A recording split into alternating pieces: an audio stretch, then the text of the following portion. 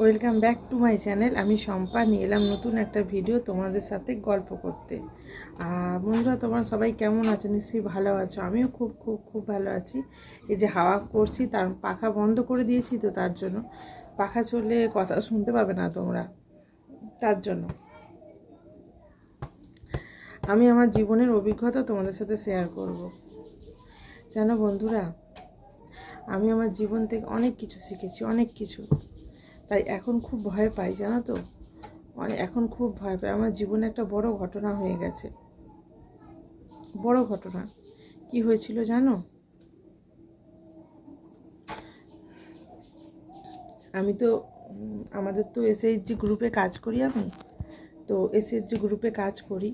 তো সেই গ্রুপে কাজ করতে করতে একটা গণ্ডগোল হয়ে গেছিল। তো কোনো দোষ করিনি, কিচ্ছু করিনি আমি, কিচ্ছু না, বিনা দোষে। রাত্রিবেলা পুলিশ এসে খুব হুমকি ধুমকি মেরে গেছিলো, খুব কিছু, খুব অনেক কিছু মেরেছিল আমাকে।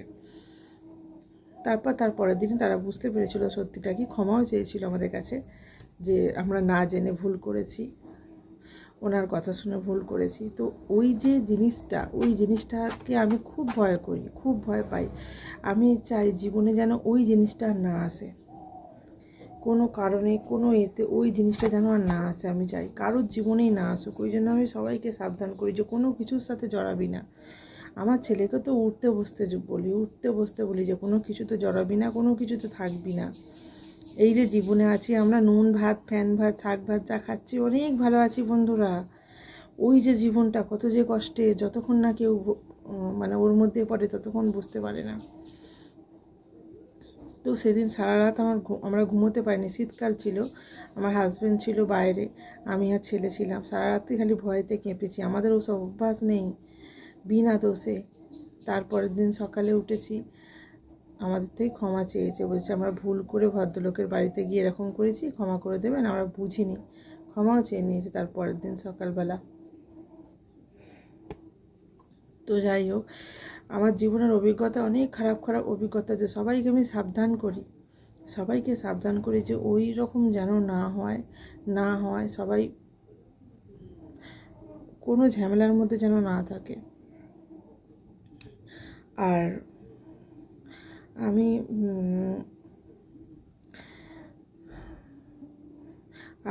আমি এই সংসার করতে এসে অনেক কিছু শিখেছি বন্ধুরা, অনেক কিছু শিখেছি, অনেক কিছু।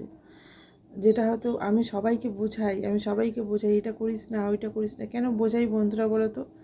আমি সেটা বুঝে গেছি যে ওইটাতে কি হতে পারে, ওইটাতে কি হতে পারে।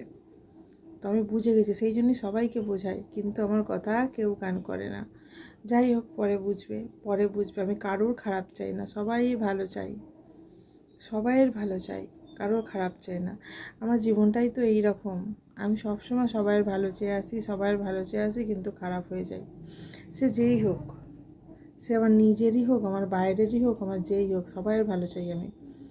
আর কারো খারাপ দেখলে আমি প্রতিবাদ করি, এটাই আমার নেচার।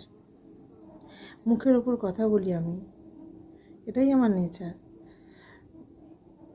মুখের ওপর সঠিক কথা বলতে আমি ভালোবাসি। সে যেই আমার যত ভাবেরই, যত কুটুম, যত আত্মীয় স্বজনই হোক, আমি ওটা করে থাকি সব সময়। তাই সবাইকে বলছি বন্ধুরা, কোনো কাজ করার আগে ভেবে চিন্তে করবে, কাজ করবে, যাতে না ওই কাজটা করতে গিয়ে আফসোস হয়।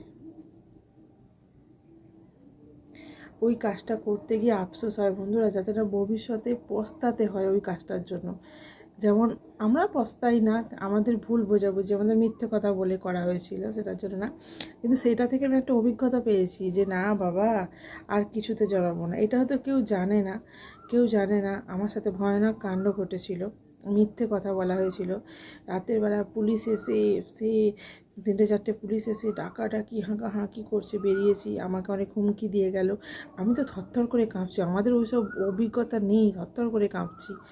তারপরের দিন সারা রাত ঘুমোইনি। পুরো মিথ্যেটা সাজানো হয়েছিল, পুরো মিথ্যে। তারপর সকালে উঠে, তারপর যখন রাত্রিবেলায় পুলিশ জানতে পেরেছিল, সকালবেলা বলল কিছু মনে করবেন না, আমরা পুরোপুরি খবর না নিয়ে গেছিলাম। বলে ক্ষমা চেয়েছিল এবং নাম্বারও দিয়েছিল, বলছে এই নাম্বার কোনো দরকার হলে কোনো প্রয়োজন হলে নাম্বার দিচ্ছি, আমাদের সাথে যোগাযোগ করবে, এটাও বলেছিল। তো সেই জন্য আমি সবাইকে সাবধান করি বন্ধুরা, একটু ভেবে চিন্তে থেকো। আমরা এই যে জীবনে আছি না, এই জীবনটা অনেক অনেক ভালো জীবন। এই জীবনটা যেমনভাবেই কাটাই না কেন, কিন্তু একদম মানে অন্য কোনো বেফাস জায়গায় পা দেবে না কেউ বন্ধুরা, তাহলেই অসুবিধায় পড়ে যাবে গো। চলো আজকের ভিডিওটা এইটুকু, আর বেশি বাড়াচ্ছি না। সবাই ভালো থেকো।